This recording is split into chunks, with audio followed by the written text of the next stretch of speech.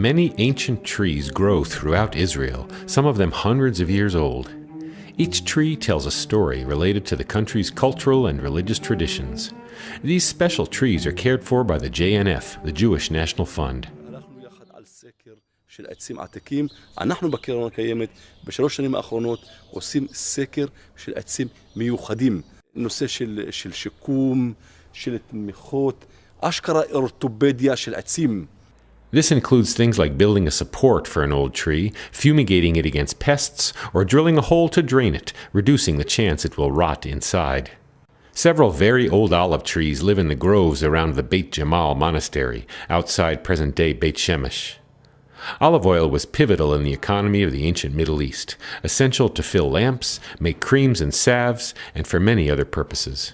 This was really like the petrol deposits of the ancient time. People did not eat olives. It was too precious. The Israelis had the oil, like what the Iranians and the Iraqis and all the other countries, they have the oil today. In ancient times, the oil was here and it was exported to Egypt and to many other countries who could not grow the olive. This olive is one of the oldest, and Father Skudu believes it has witnessed much of the long history of this monastery. In 1916, during the First World War, the Salesians, our brothers, had to build some additional toilets for the orphans who played in the courtyard, in the playground there. So they dug, and when they dug, they found beautiful mosaics. Now, these beautiful mosaics were the floor of a Byzantine church of the 5th century. In climates without sharp winters, it's almost impossible to gauge a tree's age by counting its rings, but this olive is by far the largest in this grove.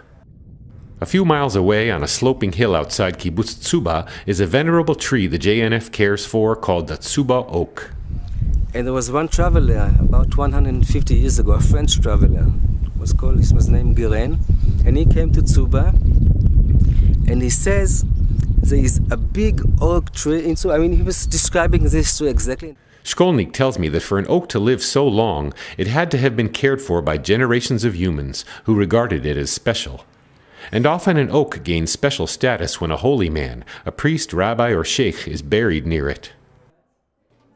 In Jerusalem, on the grounds of the Church of the Holy Cross, grow several very large cypress trees. According to the tradition, the cross that Jesus Christ was crucified on grew right here. We're now in the backyard of a private home built about 100 years ago in Nachlot, an old neighborhood in Jerusalem. This is a very large carob tree. People who built this house were familiar with this tree. This tree existed then, and they built the house in such a way that the tree will be in the middle of their yard. Sometimes we have people here who come and ask us if they can go in the garden and pick some fruits of the trees and then come home with big plastic bags of the fruits. It's not bad at all.